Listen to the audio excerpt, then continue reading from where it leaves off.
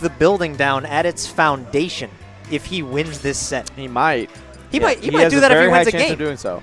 Honestly, this is definitely going to be interesting to see because one thing is PandaBair, he is confident. See, here's the thing. He's confident in Villager Marth. I know that. Yes. Not so much with Cloud. So if he does take a game, because his track record with Clouds, I know that he has a little bit of trouble facing Jimmy, and I know that I don't think that he's taken a game off of net or taken a set off of net. Has he? I don't know the set count there, but not against his Cloud. And what he needs now, as strange as this sounds, is he needs to win the first game with something janky so it doesn't appear that he knows the matchup really well, and then maybe he can steal the second one without a switch. Possibly. Strange as that may sound. I don't know. A lot can happen, though. Look, Panda's been playing real well. Panda's the god. Like, he's easily the best villager that we have, so... Yeah, in Chicago for sure. He's probably the second best villager in the Midwest behind MKG. I would argue that he's definitely second best Midwest, but yeah, we'll have to wait and see. So, into this match... So right off the bat, he's definitely being smart, and he's trying to force MKLeo into some options. Like he wanted that to be a roll read, but you can see right now he's also going to be playing smart off stage because if that's one part where Villager is going to succeed against Marth, it's going to be off stage. Keep an eye out for Panda to use a lot of neutral airs out of shield. They've been very good for him against a lot of like close range opponents, and he's gotten almost flawless at executing them. Yeah, and it's easily Villager's best out of shield option because it comes out super quick and it's really hard to punish out of shield. So now it's gotten to the point where he's just, anytime that MKLeo is even near him, if he's on the ground, he's most likely going to be going out of that shield with the neutral air or the turnips. Another good option. He just could not put up the tree fast enough, but he's managed to keep this close. Oh, the whip grab! Yeah, that's the one thing with this matchup is if he grabs, if he misspaces it, that is perfect Marth tipper range, so he's got to be careful. As far as Marth players go, I promise you there's very few in Chicago, if any, that have the spacing caliber of MKLeo. So this will be something different for Panda. A lot of Marths that he's played against probably haven't just been able to tipper him at will. This is just one, yeah, and that's just one thing about Leo. His spacing. Parasol sighting. His spacing is just so ridiculously good. He knows the exact maximum range of every single one of Marth's moves, and it's just, oh my god. But no death there. We tried for the neutral air falling down, but he's not coming up with it.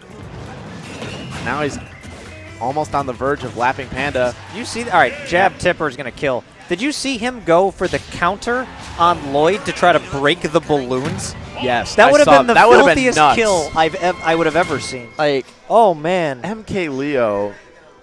Jeez. So many small little style points in there for MKLeo. He just has so much awareness during a match. It's ridiculous. Just, and that's why like his Marth is so fun to watch because he just knows where everything is going to be and when it's going to happen. MKLeo. Anyway, second game. I did not know that. I don't think I've ever heard anyone say that. I thought it was like a tomato thing.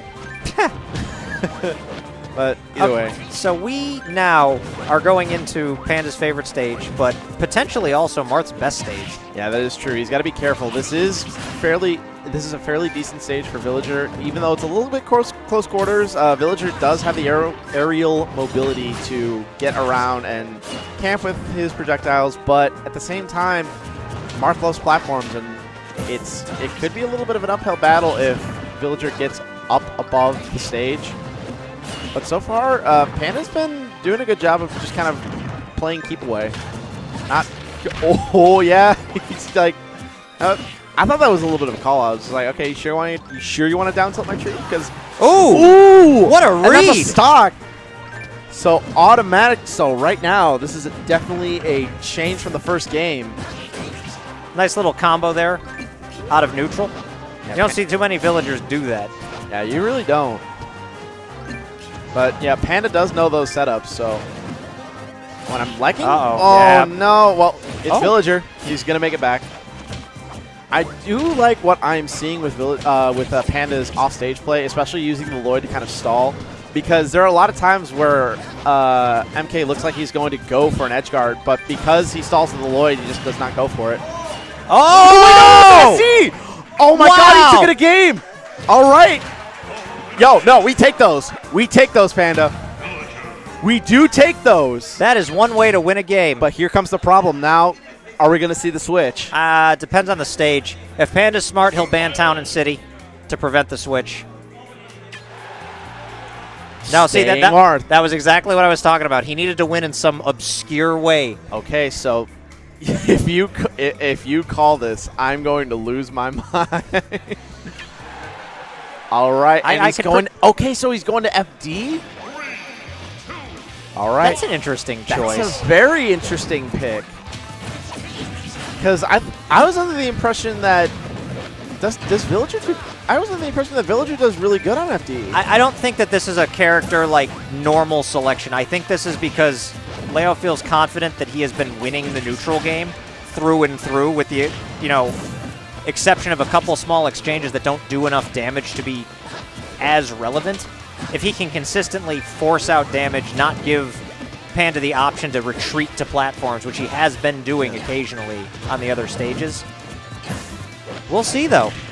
And I mean, so far so good for Leo, but on the other hand, it's not like Panda's out of this. He's getting damage in. He's been slowly racking it up over the last 20 seconds. And that's one thing. He's also been keeping his space. He's now gotten a handle of Marth spacing, so he's not really going in and but no, he's still Villager. He's gonna make it back. He tried to get greedy there, go for the 3-turnip trade.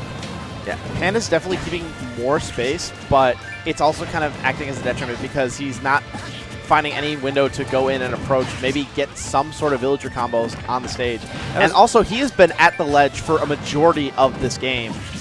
Well, that's where Villager lives in a matchup like this. Ooh, nice neutral air, though. He gets back on, tipper forward air. So now we move the battle to the other side.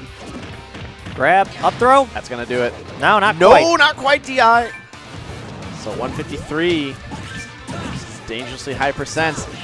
Well, he can't get grabbed, he can't get hit, and that's a scary thought. And it's really hard because MKLeo knows that he's just got to, like... Good neutral air.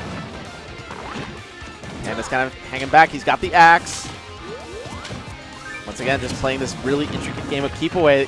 That should do going it. to close it out. Yep. Only 70%. Yeah, MKLeo is just like, I got to get this tree out of here. Oh, but here comes MKLeo. Oh, almost at the bowling so ball. close. That was just so close. If MK was not in that side B, then very much could have been connected in forward smash. I think this is now, that may have been Panda's big opportunity. He's got to really create something out of nothing here. He's already he's in tipper death range for sure. And now MKLeo is starting to go, starting to go for the edge guard. Clanks. Oh, the perfect shield! That was such a good punish. That was like the most optimal punish that Panda could have pulled out. Yeah, but he's still got a huge uphill battle here. Yeah, he's on the verge. And not quite gonna do it. He is now officially lapped. That's going to do it. Okay, so a 2-stock closing out. Good old handshake and a smile. But man, he was close. Yeah.